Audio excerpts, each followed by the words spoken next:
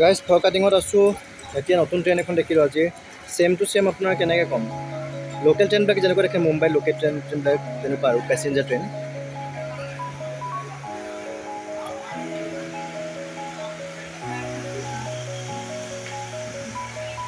Guys মই উঠি থকা ট্ৰেইনখন হৈ গ'ল আবাদ আছাম। মানে জেনেৰেলত ছিট নাপাই মেলি বৰ্তমানৰ কাৰণে এ চি ডাব্বাত বহিছোঁ। আকৌ পাছত মই আপোনাৰ জেনেৰেললৈ গুচি যাম। তেতিয়া এজন দাদাৰ লগত চিনাকি হ'লোঁ। অকণমান গান গাই দিয়ক, কিবা এটা গাই দিয়ক। দুটাই গাম কিবা দুটাই গাম কি গাম কওক। বাগানে গান নাজানো নহয়, আপুনি শিকাই দিছেহে, আপুনি শিকাই দিয়ক। আপুনি লাইনটো কৈ দিয়ক, এই গানটো অকণ চাব মানে খালি লিৰিক্সটো মনত নাই, আপুনি কৰিব লাগিব। তাৰপিছত কি আছিলে, তাৰপিছত অকল কি কয় খালি এনেকৈ আছে নেকি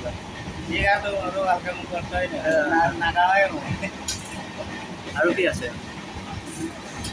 কিবা এটা মনত পেলাই ৰাখি দিয়ে কওক। অসমীয়া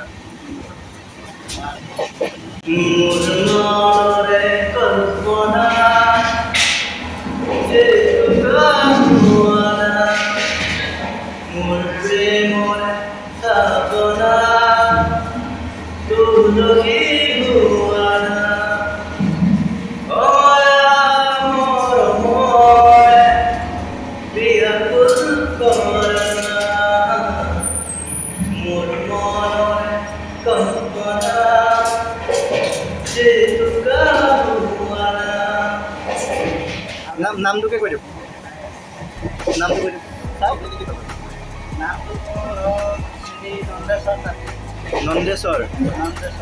নন্দেশ্বৰ আপুনি ক'ত যাব? গুৱাহাটীলৈ যাব। মোৰ নতুন নগৰ নন্দেশ্বৰ দা হাই কৈ দিয়ক। Hello' what is up guys, মোৰ নাম আফজল হুছেইন, নামটো শুনাই হোগা। যিসকল প্ৰথমবাৰ আহিছে তেওঁলোকক স্বাগতম জনাইছোঁ, যিসকল আগৰ পৰা আছে তেওঁলোককো স্বাগতম জনাইছোঁ। বলক আৰম্ভ কৰোঁ আজি ভিডিঅ'। মই আজিৰ ভিডিঅ'টোত ফৰকাটিঙৰ পৰা হোজাইলৈ গৈ আছোঁ, মোৰ আইতাৰ ঘৰলৈ। জাষ্ট ৰিয়েলাইজ ওৱান থিং যে মানে ট্ৰেভেলিঙৰ নিচিনা চকুন বোলা বস্তুটো মই বেলেগ বস্তুত নাই, ঠিক আছে। একদম মই বহুত বেছিয়ে প্ৰিয় ট্ৰেভেলিংটো বা ফুৰিবলৈ যোৱাটো মই বহুত বেছি ভাল পাওঁ। অসমৰ বিউটিফুল চিনেৰিজবিলাক চাওঁতে চাওঁতে লাহে লাহে গৈ আছোঁ হোজাই ফালে। মানে এক্সপিৰিয়েঞ্চটো আপোনালোকক মই শব্দই বুজাব নোৱাৰিম, কাৰণ এতিয়া গোটেইখন আপোনাৰ খেতি ছিজন ন, তো পানী হৈ আছে আৰু বহুত বেলেগ এটা পৰিৱেশ হৈছে। তাৰপিছত আপোনাৰ সন্ধিয়া হওঁ অৱস্থা, মানে আবেলি। তো এতিয়া চাওকচোন সূৰ্য অস্ত যাওঁ কিন্তু এনেকুৱা পৰিৱেশ হৈছে ট্ৰেইনখন যেন জুইত সোমাই গৈছে, এনেকুৱা লগা নাইনে বাৰু? তো তেনেকুৱাই পৰিৱেশত মানে বহুত বেছি ইউনিক লাগিলে সেই ভিউটো। হোজাই ডাইৰেক্ট পালোহি এতিয়া হোজাই। অভাৰব্ৰিজত ক্ৰছ কৰিব লাগিব, বহুত ভিৰ আজি। এইখন আমাৰ ট্ৰেইনখন। এতিয়া আপোনাৰ খাইলক মাতিম, সি আহিব লৈ যাব, বেছি টাইম নাই আৰু তাৰপৰা নানিব পাম। অৱস্থা বেয়া, একদম লাষ্টৰ ডাব্বাত আছিল।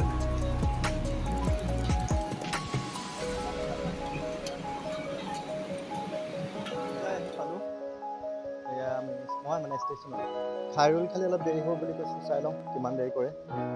তাৰ আধা ঘণ্টাতকৈ বেছি লাগিব। এতিয়া বৰষুণো দিছে, জাষ্ট বৰষুণ ষ্টাৰ্ট হৈছে। অকণ দেৰি টাইম পাছ কৰোঁ ইয়াতে হোজাই।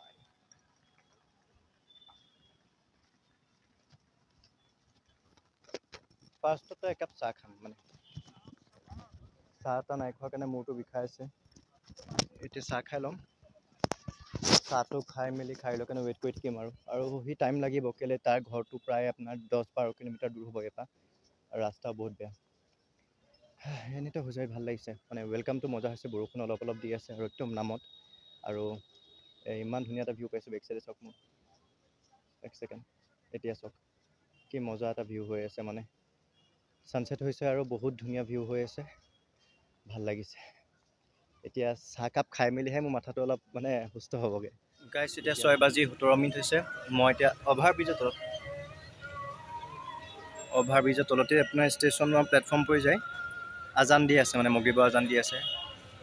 মানে টাউনত আমাৰ টাউনত গোলাঘাটত শুনিব নাপাওঁ আজান দিলেও, গম নাপায় মানে দি আছে বুলি। মছজিদৰ ওচৰত হ'লে গম পায়, কিন্তু ইয়াত স্পষ্টকৈ শুনি আছোঁ, ভাল লাগিছে।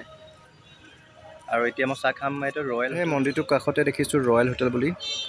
ইয়াৰ জুমটো ইমান ভাল নহয়, এইখিনিতে আছে, ঠিক আছে। ৰয়েল হোটেল, তাত যাম চাহ খামগৈ। এক্সপেঞ্চিভ জেগাত চাহ ভাল নাথাকে, মই এইটো আপোনালোকক ডাঠি ক'ব পাৰিম।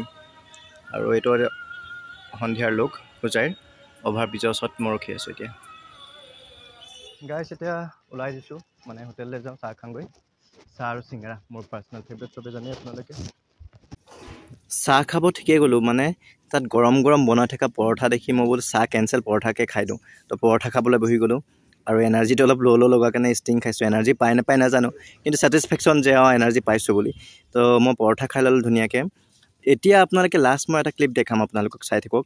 মোৰ সৰুকালৰ মেমৰিজক অলপ কথা ক'ম তাতেই, ভাল পাব আপোনালোকে। যদি চেনেলটোত প্ৰথমবাৰ আহিছে, ছাবস্ক্ৰাইব। মোৰ পাছফালে পুখুৰীটো দেখিছেনে? এইটো পুখুৰী